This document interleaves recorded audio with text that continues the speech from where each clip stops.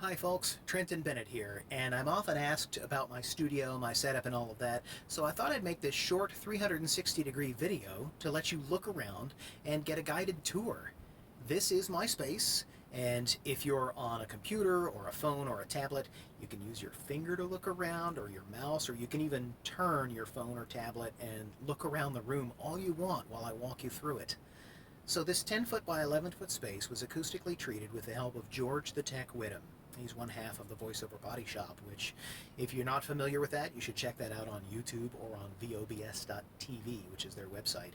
George was great to work with, and he taught me how to examine and treat the space, and then also how to build acoustic panels and a ceiling cloud, which I've made a YouTube video on if you want to check that out. But in the meantime, let's get down to the details. Each of these acoustic panels is a 2-foot by 4-foot frame made of 1x3 fir. That's a lightweight, cheap wood that you can pick up at any store. And then stretched across it is an open weave fabric that is holding in Roxol Safe and Sound rock wool insulation. All of that creates an acoustic treatment so we don't have a lot of reverberance or other ambient sound. And then over my head, there's a 4-foot by 6-foot ceiling cloud. That hangs down from the ceiling, does not have a backer, and it's designed so that when I stand underneath it to record, sounds don't reflect off, they get diffused if they come back through again. There's a lot more you can learn to see how that works, but the gist of it is I have a really good professional sound. I've had George check it a couple of times, and so far I keep getting the thumbs up on the quality. Meanwhile, though, we've talked about the panels and the ceiling cloud. Let's also talk about the equipment. I've got this tripod off to my right, and on the tripod is a touchscreen that I use to flip through my copy, and sitting atop that is a Razer Kiyo webcam that I can pick up and move around the room anywhere I like. When I'm on a call and I'm getting coaching from a professional, I like them to be able to see my performance while I'm standing so that they can give me critiques and I can double check how well I'm doing.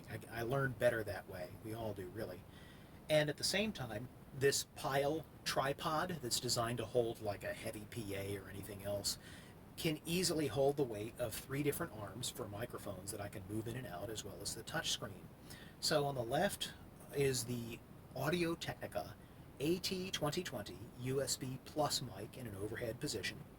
And then on the right is a Lewitt LCT 440, which is a really nice cardioid mic. But after some trial and error, I really discovered that the best one for my voice and the easiest to work with is this Neumann TLM 103. It's fantastic. It's really easy for me to get good quality sound out of my voice and doing loud things, screaming, shouting, as well as worrying about plosives. I don't really have problems doing those things, and the mic picks it up really well. It's important, though, also that the space is treated such that I don't have problems with the mic picking up everything and making things sound a little rough. I really don't have to do much to my voice when I record an audiobook before it's ready to go. So that's the gist of the top part. Let's sit down for a moment and I'll show you the studio space that I work in here. So I stand to record and I sit down to edit. When you look in the corners of the room, you'll see these lights, these soft boxes in the corners, and then the bare bulb behind me. Those are designed to create a 3-point lighting effect with this green screen. Whenever I do my podcast or other streaming stuff and I'm on a call or something, I'll use that to do a virtual background or whatever we want to do. It's really a lot of fun, but it's also really easy, and this particular backdrop is a combination of green, white, and black. There's layers under there. If I needed to do photography on a tripod or something, I can just roll up the green and use white, or roll that up and use black, simply by undoing the little clips on either side of it. So it makes it really easy for me to do video or photography, and at the same time be able to stand to record and sit to produce. I produce on a Surface Pro. It's a fanless Surface, so no noise, and it works really well. It's connected to a Surface dock, and the Surface dock gets the input from a Steinberg UR22C interface, which in turn is connected to a Fredenstein VAS mic pre.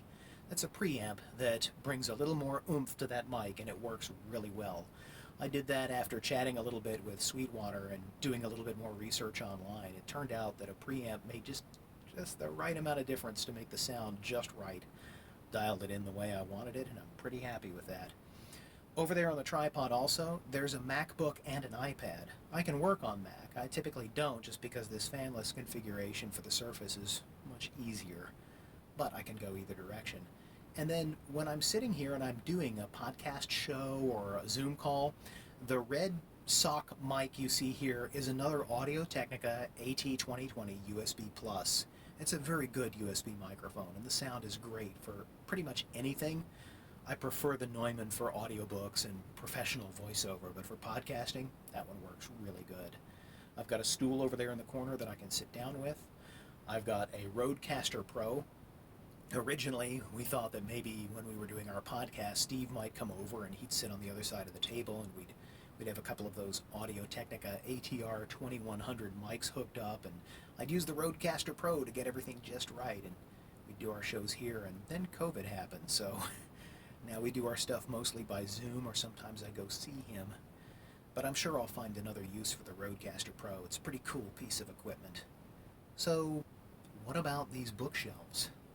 These are over here because when you examine the profile of the room and you set it up for recording, any acoustic noise that might bounce back this way, these bookcases being an uneven surface are going to cause anything to kind of scatter and be diffused and create less of a reverb issue. That was another tip that I got from George.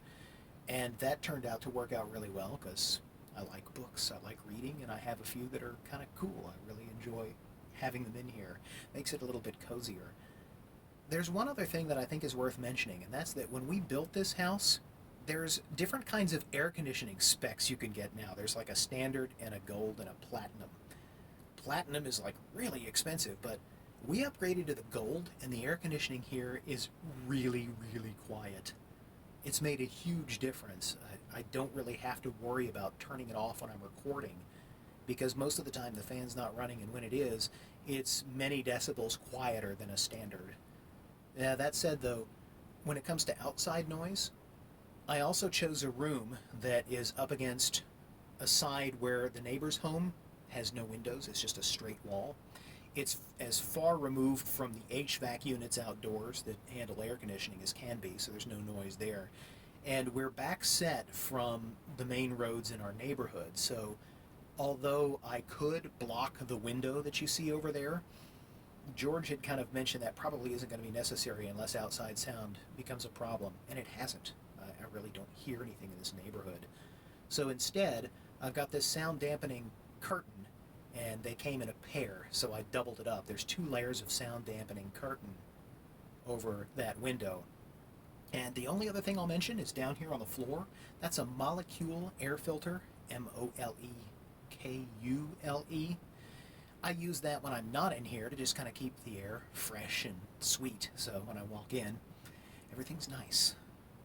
And the studio door is a solid core door, so I really don't have a problem with outside noise in here, and these acoustic treatments have been fantastic. One last nice little thing I did, though, is with that ceiling cloud, I added just a little ring of LEDs, so most of the time when I'm recording, I don't have the soft boxes and the three-point lighting and all that. It's just me and any cozy little color that I want to dial up. If you look up there, I can change it around to all sorts of different colors. Get orange or whatever suits your fancy. So that's everything that I've set up in my studio. I hope that answers all of the questions people have asked me off and on over the last couple of years. If you have any questions, though, and you're looking at this on YouTube, just post them in the comments and be sure and give me a like and let me know how I'm doing. Thanks a lot for watching. I hope this was helpful to you.